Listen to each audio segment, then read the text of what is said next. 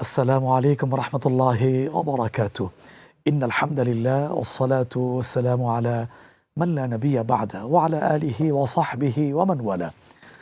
সম্মানিত দর্শকবৃন্দ, স্বাগত জানাচ্ছি ড্রিমওয়ে হোল্ডিংস লিমিটেড নিবেদিত গ্রিন টিভি পরিবেশিত অনন্য আয়োজন আলোর পথ অনুষ্ঠানে।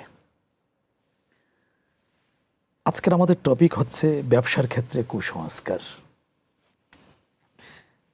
আমরা বিশ্বাস করি যে রিজিকের একমাত্র মালিক হচ্ছেন আল্লাহ সুবহানাহু ওয়া তাআলা, অথচ কখনো কখনো আমাদের এমন অবস্থা হয়ে থাকে যে ব্যবসার ক্ষেত্রে কুসংস্কার এবং ভ্রান্ত বিশ্বাসে আমরা জড়িয়ে পড়ি, যেটা আমাদের ঈমানকে, আমলকে ক্ষতিগ্রস্ত করে থাকে। সেজন্য আজকের বিষয় নির্ধারণ করা হয়েছে ব্যবসার ক্ষেত্রে কুসংস্কার। এই বিষয়ে চমৎকার আলোচনা উপহার দেওয়ার জন্য আমাদের আমন্ত্রণ গ্রহণ করে স্টুডিওতে উপস্থিত হয়েছেন বাংলাদেশের একজন বিদগ্ধ আলেম দ্বীন, ইসলামী চিন্তাবিদ, গবেষক, মিডিয়া ব্যক্তিত্ব মোহতারাম মুফতি আল আমিন খান হাফিজাহুল্লাহ তাআলা, মাননীয় খতিব, লালকুঠি বড় মসজিদ, মিরপুর, ঢাকা। মোহতারামের সাথে আমরা সালাম বিনিময় করে নিচ্ছি। আসসালামু আলাইকুম রহমতুল্লাহি ওয়া বারাকাতুহু। ওয়ালাইকুম আসসালাম ওয়া রাহমাতুল্লাহি ওয়া বারাকাতুহু। মোহতারাম, আহলান সাহলান, কৃতজ্ঞতা জানাচ্ছি জাযাকাল্লাহু খাইরান। আয়োজনে উপস্থিত হওয়ার জন্য। ইনশাআল্লাহ আপনার কাছ থেকে নির্ধারিত এই বিষয়ে গুরুত্বপূর্ণ আলোচনা শুনে আমরা উপকৃত হব বিইذنিল্লাহ তাআলা। ইনশাআল্লাহ। আপনি অবগত হয়েছেন আজকের আমাদের টপিক হচ্ছে ব্যবসার ক্ষেত্রে কুসংস্কার। সচরাচর এই বিষয়গুলো মিডিয়াতে আসে না। আমরা আলোচনা করব, ব্যবসায়ী মহল তারা শুনে ইনশাআল্লাহ উপকৃত হবেন। প্রথম প্রশ্ন এই সম্পর্কে যে ব্যবসায় লাভ ক্ষতি নির্ধারণে কুসংস্কার মানা কি ইসলামে শিরকের অন্তর্ভুক্ত হতে পারে কি? ইন্নাল হামদুলিল্লাহ ওয়াসসালাতু ওয়াসসালামু আলা রাসূলিল্লাহি ওয়া বা'দ। রব্বি কারীম আল্লাহ সুবহানাহু ওয়া তাআলার দরবারে শুকরিয়া আদায় করছি, যিনি এই সুন্দর সময়ে আমাকে গ্রিন টিভির স্টুডিওতে আপনার মাধ্যমে এসে কিছু কথা, দিনের গুরুত্বপূর্ণ কিছু কথা বলার তৌফিক দিলেন। রবের দরবারে শুকরিয়া আদায় করছি, আলহামদুলিল্লাহ। আলহামদুলিল্লাহ। আল্লাহ সুবহানাহু ওয়া তাআলা আমাদেরকে হায়াত উপহার দিয়েছেন। আমাদের হায়াত এবং মৌতের মাঝখানে ছোট্ট যে সময়টা, সেই সময়টাতে আল্লাহ তাআলা আমাদেরকে পরীক্ষা করেন। আল্লাহ তাআলা সূরাতুল মুলকের দ্বিতীয় আয়াতে কারিমায় যেটি বলছেন, আল্লাযী খালাকাল মাউতা ওয়াল হায়াতা লিয়াবলুয়াকুম আইয়ুকুম আহসানু আমালা। তোমাদের মৃত্যু এবং জীবন দুটির মাঝখানে এই সময়টাতে আল্লাহ দেখতে চান আইয়ুকুম আহসানু আমালা, তোমরা কে সবচেয়ে বেশি ভালো আমল করো। আরেকটি বিষয় হলো আল্লাহ সুবহানাহু ওয়া তাআলা আমাদেরকে রিজিক দিয়েছেন। আমরা রিজিক গ্রহণ করি দুটি পদ্ধতিতে। একটি হচ্ছে আমরা আমাদের মুখের মাধ্যমে খাবার গ্রহণ করি, আর আরেকটি হচ্ছে নাকের মাধ্যমে। এটাও আমাদের পুরো শরীরের একটা খাবার, সেটা হলো অক্সিজেন গ্রহণ করি। আল্লাহ সুবহানাহু ওয়া তাআলা এই দুটি পদ্ধতির একটি তার নিজের দায়িত্বে সরাসরি রেখেছেন। অর্থাৎ নাকের মাধ্যমে আমরা যে খাবার গ্রহণ করছি আমাদের শরীরের জন্য, সেটা হলো অক্সিজেন। এটা এমন গুরুত্বপূর্ণ একটি বিষয় যে এই অক্সিজেন যদি আমাদের 5 মিনিটের জন্য বন্ধ হয়ে যায়, লক্ষ কোটি মানুষ 5 মিনিট অপেক্ষা করতে পারবে না, তারা মারা যাবে। আল্লাহ পাকের এই রিজিকটা, এই খাবারটা এতটা গুরুত্বপূর্ণ আমাদের জন্য, কিন্তু আমরা উপার্জন করে যে খাবারটা গ্রহণ করি সেটা মুখ দিয়ে খাই। কিন্তু এই খাবারটা মুখের মাধ্যমে আমরা যে খাবারটা গ্রহণ করি, এটার জন্যই কিন্তু আমাদের এত পরিশ্রম সারাদিনের। আমরা পুরুষেরা হাড় ভাঙা পরিশ্রম করছি, আমাদের মা বোনেরা এত কষ্ট করছেন। এই পরিশ্রমের মাধ্যমে মুখ দিয়ে যে খাবারটা গ্রহণ করি, সেটা যদি আমি কখনো কখনো 1 সপ্তাহ না খেয়ে থাকি, আমার কিন্তু মৃত্যু হবে না, একটু দুর্বল হব আমি হয়তো। আমরা দেখেছি কখনো কখনো যারা বাংলাদেশ থেকে সমুদ্রপথে ইটালি যাচ্ছে, বিভিন্ন দেশে যাচ্ছেন, তারা দিনের পর দিন না খেয়ে থাকেন, না খেয়ে থেকে অনেক কষ্ট করে সেখানে যান।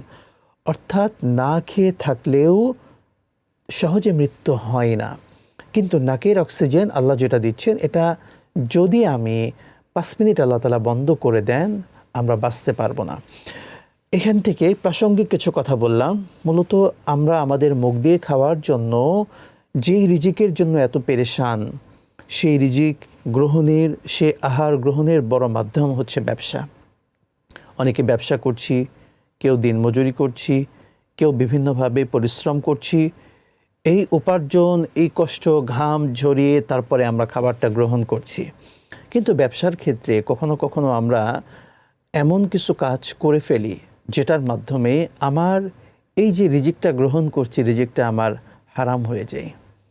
আমরা শুধু হারাম বলতে এমনটি বলবো না যে হারামটি হচ্ছে সরাসরি মুসলিমদের জন্য যেই যে খাবারকে আল্লাহ হারাম করেছেন সরাসরি শুধু সেটিই নয়, ইনকাম, সোর্স অফ ইনকাম যদি আমার হারাম হয় সেটা কিন্তু হারাম হয়ে যায়।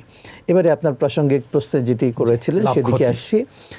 লাভ ক্ষতি নির্ধারণে আমরা কখনো কখনো অনেক চিন্তা করি, আমাদের যে কুসংস্কারগুলো আমাদের ভেতরে রয়েছে, বরং কুসংস্কারে আমাদের জীবন চলবে না, আমাদের জীবন চলবে ইসলামকে নির্ধারণ করেছে লাভ ক্ষতিতে কতটুকু করলে ইসলাম আমাদের জন্য এটা অ্যালাউ করছে এবং কতটুকু গ্রহণ করলে ক্রেতারা উপকৃত হচ্ছে, আমিও উপকৃত হচ্ছি, সেটার বিবেচনায় লাভ ক্ষতি কিন্তু ইসলামে নির্ধারণ হবে।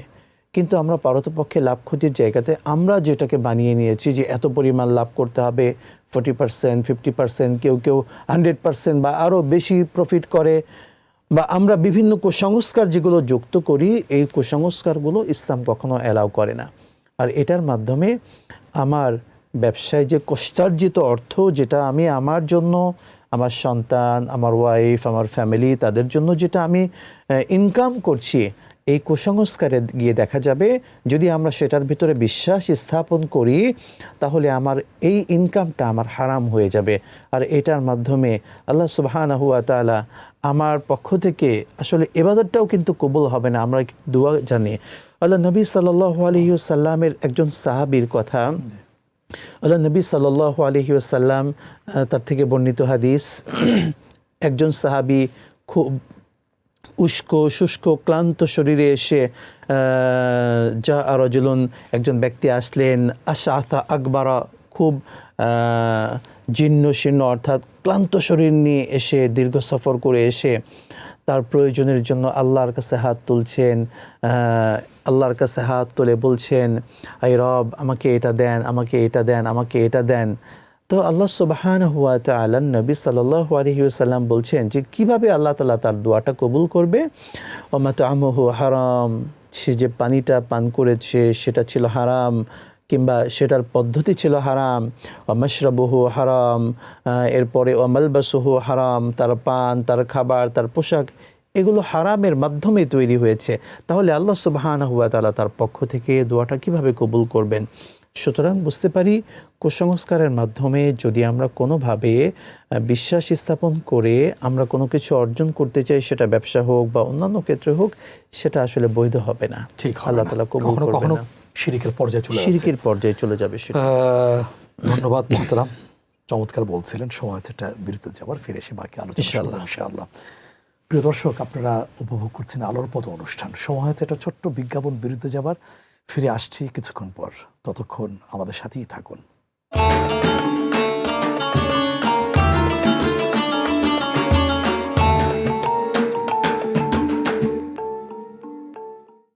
প্রিয় দর্শক, বিরতির পরে আরও একবার স্বাগত জানাচ্ছি আলোর পথ অনুষ্ঠানে। আজকের টপিক হচ্ছে ব্যবসার ক্ষেত্রে কুসংস্কার। আলোচনা উপহার দিচ্ছেন মোহতারাম মুফতি আল আমিন খান হাফিজাহুল্লাহ তাআলা। সঙ্গে আছি আমি মোহাম্মদ মুস্তফা জামান। এ বিষয়ে মোহতারামের কাছে আরও জানার জন্য চলে যাচ্ছি। মোহতারাম, এবার আপনার কাছে এই বিষয়ে আরেকটি প্রশ্ন রাখতে চাচ্ছি, সেটা হলো অমুক দিন বা অমুক সময় ব্যবসা করলে ক্ষতি হবে এমন বিশ্বাস সম্পর্কে ইসলামের দৃষ্টিভঙ্গিটা কি? জাযাকাল্লাহু খায়রান। এই বিশ্বাসকে ইসলাম কখনোই অ্যালাউ করে না। জি, কেননা আল্লাহ সুবহানাহু ওয়া তাআলা তিনি কল্যাণ এবং অকল্যাণের মালিক। বিয়াদিকাল খায়র, সমস্ত কল্যাণ আল্লাহ সুবহানাহু ওয়া তাআলার হাতে, এবং তার প্রত্যেকটি দিন সেটা হলো কল্যাণকর। আল্লাহ তাআলা আমাদেরকে যে 7টি দিন সপ্তাহে উপহার দিয়েছেন, মাসের ভিতরে যে 30টি দিন উপহার দিয়েছেন, 31টি দিন, প্রত্যেকটি দিন কল্যাণকর, কোনো দিন অকল্যাণকর নয়, বরং সেটাকে আমরা বানিয়ে নিয়েছি।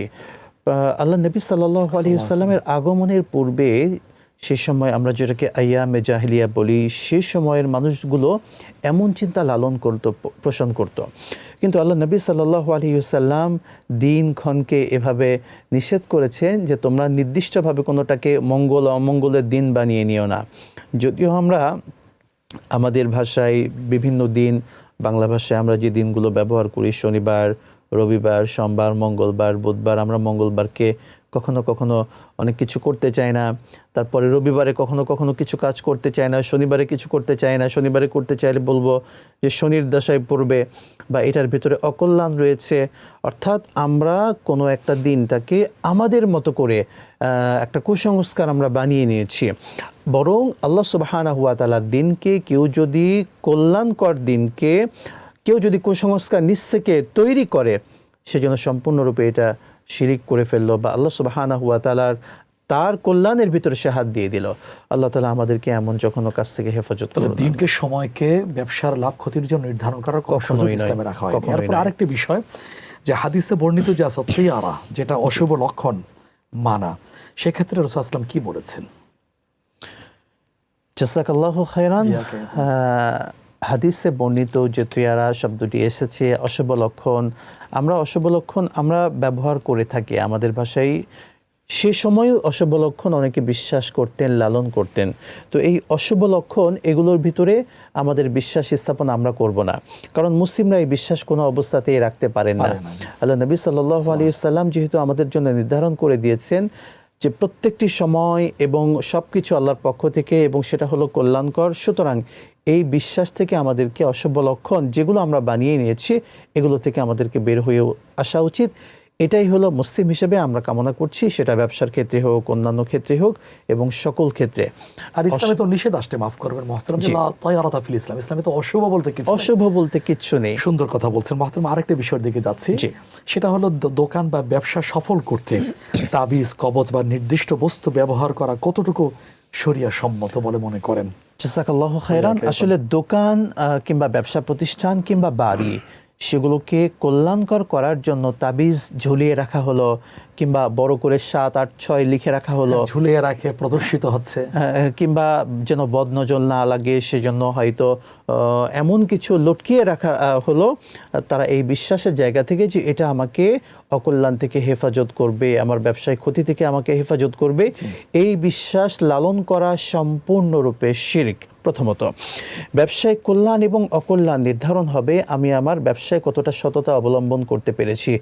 ব্যবসায় যদি নবী সাল্লাল্লাহু আলাইহি ওয়াসাল্লাম যে পদ্ধতি শিখিয়েছেন, অর্থাৎ সত্যবাদী ব্যবসায়ীর মতো যদি আমি ব্যবসা করতে পারি, সেটা আমার জন্য দুনিয়াতেও কল্যাণকর, পরকালেও কল্যাণকর।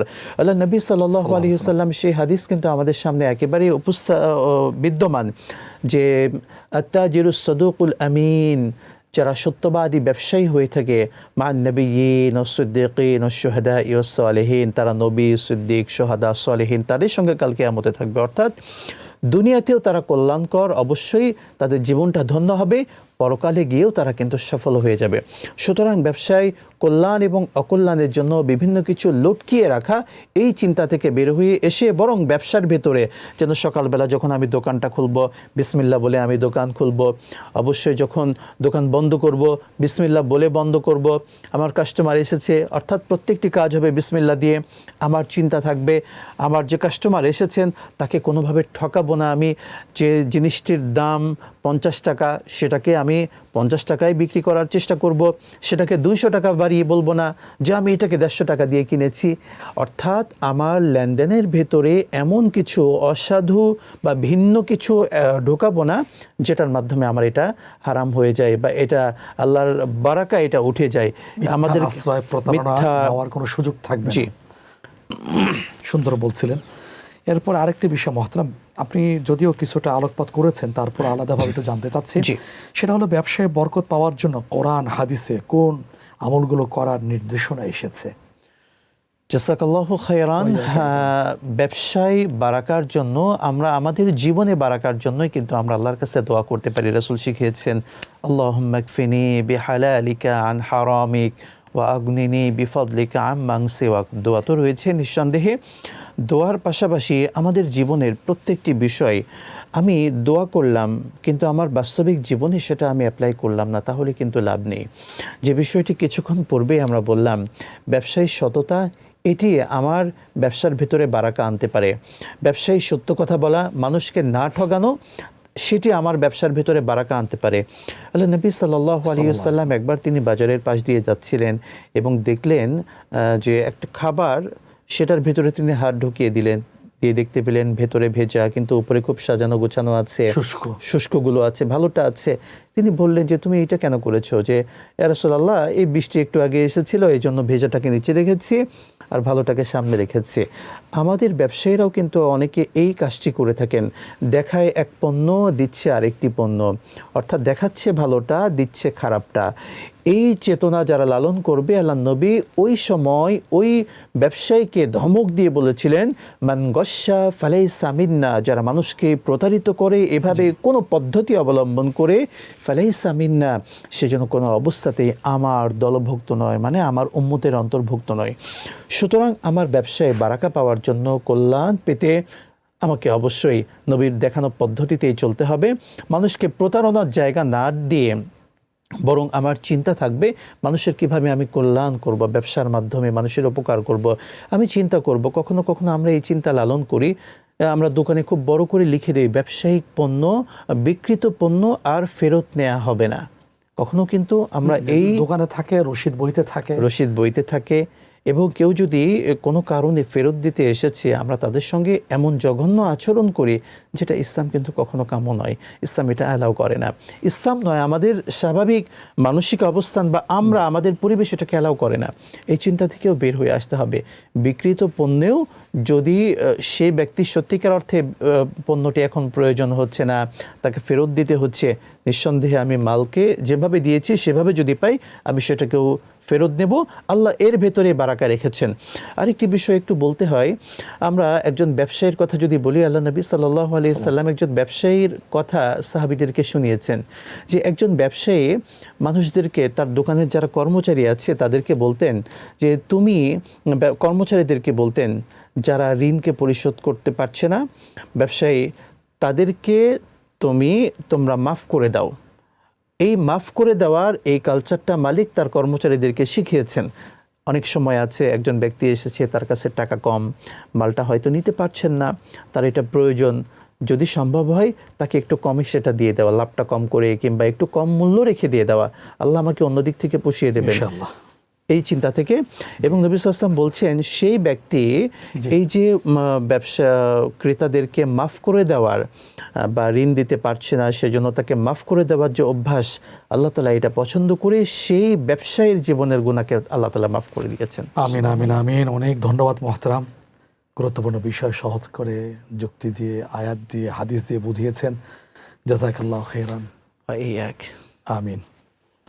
প্রিয় দর্শক, আজকের বিষয় ছিল ব্যবসার ক্ষেত্রে কুসংস্কার। মোহতারামের গুরুত্বপূর্ণ আলোচনা থেকে এই বিষয়টা স্পষ্ট হয়েছে যে ব্যবসার ক্ষেত্রে কুসংস্কার নয়, প্রয়োজন আল্লাহর উপরে তাওয়াক্কুল, ভরসা, পাশাপাশি থাকবে সততা, হালাল উপার্জন। তাহলে আল্লাহ তাআলা বরাকা দান করবেন। আল্লাহ আমাদেরকে সেই বিষয়টা বুঝার তৌফিক দান করুন। আমিন। এই প্রত্যাশা এখানে বিদায় নিচ্ছি। যারা শুরু থেকে শেষ পর্যন্ত সম্পৃক্ত ছিলেন সবাইকে কৃতজ্ঞতায় বলছি জাযাকুমুল্লাহু খাইরান। আগামী পর্বে নতুন কোনো বিষয় নিয়ে দেখা হবে। ততক্ষণ আল্লাহ আমাদের সবাইকে ঈমানের সাথে রাখুন সততার সাথে। আসসালামু আলাইকুম ওয়া রাহমাতুল্লাহি ওয়া বারাকাতুহু।